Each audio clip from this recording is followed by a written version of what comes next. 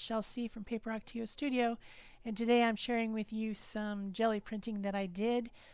I needed to make some shimmery autumn or fall prints, and so I'm using different shimmery type products that I have around my studio and just trying them all on the jelly plate.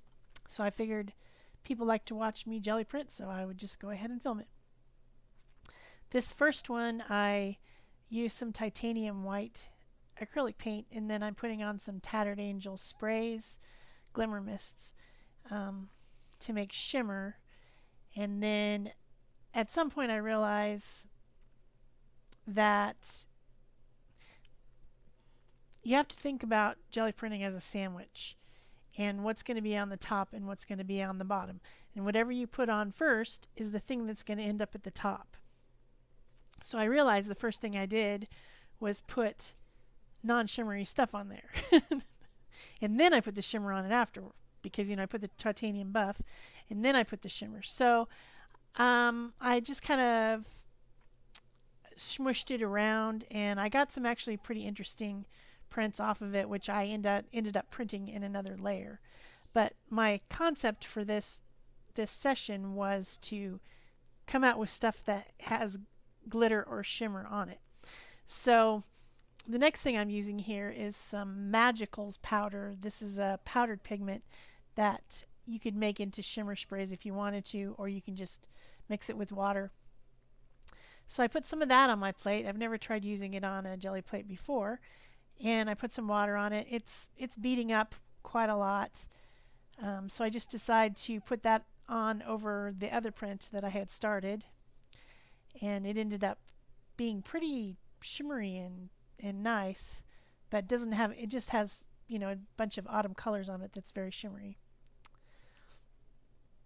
So I still wasn't getting quite what I was looking for yet. Had to think about it some more, but these are all usable for sure. So then I decided to start using some shimmery paint, which is the Pebeo Dyna Studio Paints by Pebeo. And I'm using a large wheel stamp that has some leaves on it. And then that's already shimmery, so then I go ahead and put some more shimmer on it by spraying some red spray on there. That is a Glimmer Mist. And then after I print it, I spray some of the other spray on there, and that worked pretty well. And I still have that nice shimmery image on my plate. So I decided I'm going to leave that and then put some more stuff on it. So I get out some copper paint and some rubber stamps. The thing that you need to remember with this process, well, there's two things. First of all, you're doing all your layers. Instead of reprinting and reprinting and reprinting, I'm doing all my layers on the plate and then taking everything off at the end.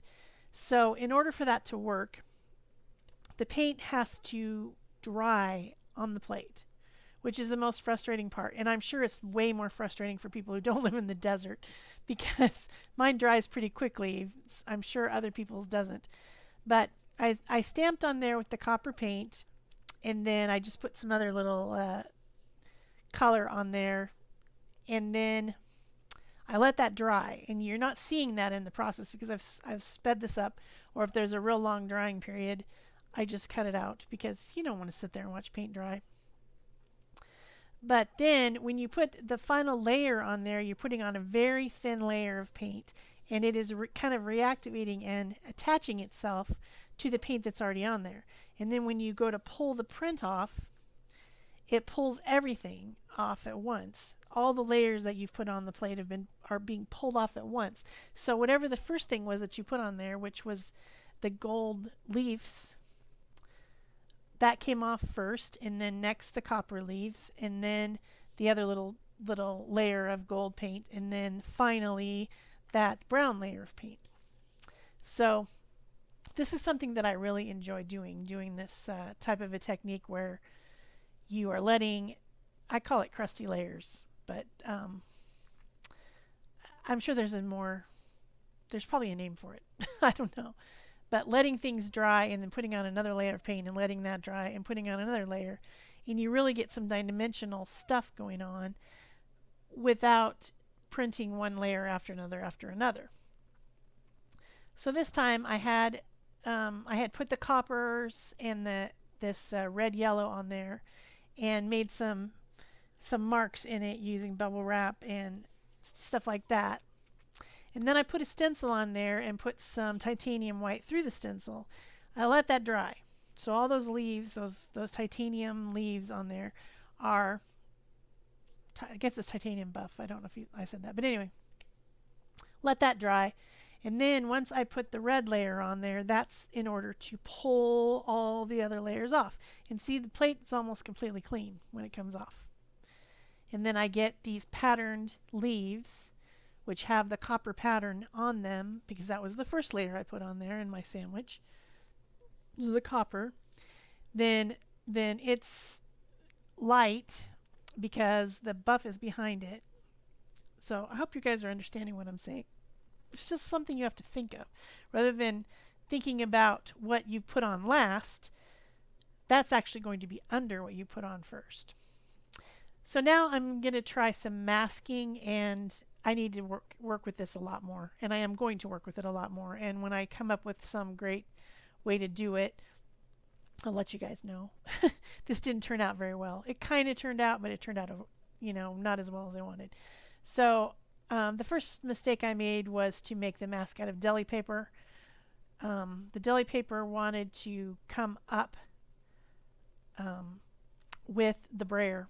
It wanted to roll inside the brayer, and then when it rolled inside the brayer, it broke the paper, and I had trouble with it. So I need to make the mask out of a heavier paper. So the first thing I'm doing, I'm considering what color do I want the pumpkin to be. So I put down the gold and the red gold shimmery paints, put some pattern on there, and then I put the mask over it.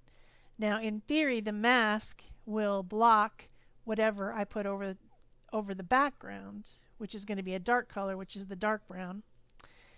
And I go to put the dark brown on, and see the mask is tearing. It's sticking to the brayer. It's rolling up inside the brayer and not staying on the plate. So then once I've got enough brown on there, I didn't do a very good job of it, then I pull off the mask, and then I add some more orange, which is the golden red shimmery paint, and then a little bit of green at the top. So when I go to pull it, which I'm going to do in a second here, it's too ghosty. It doesn't stand out as much as I wanted. So I need to think more about how to do that. And I will figure it out eventually.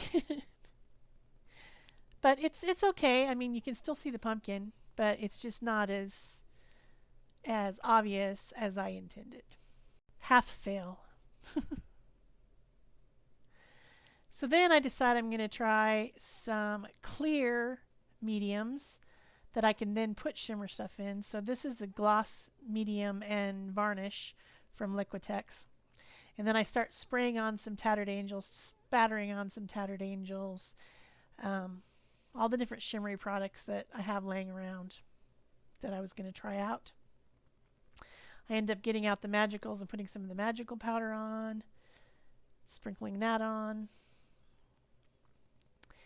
And in theory, the gloss medium is acrylic paint without pigment, right? So that should work. Why did I pick gloss? Because I'm trying to do shimmery stuff, and if I put matte medium on there, then that would matte out the shiny shimmery products, and that would totally ruin it. So then I squirted some water on there trying to activate the pigments, and it got way too wet.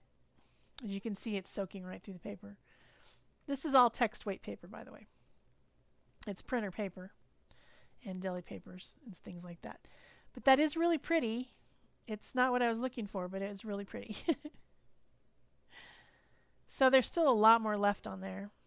So I just go ahead and put some Titan Buff on there. And have a little bit of a tidy up, I guess. Then I brayer that on and pull another print. You can see that stuff was still wet. It mixed into the paint and turned it kind of pink. because of all the red tone and copper toned things that I had on there. But this print actually turned out really cool, so I was happy with it. I hope you guys enjoyed this. Give me a thumbs up, comment, subscribe, share, all those things that I always tell you to do. And that's it for this jelly printing session. Thanks. Bye-bye.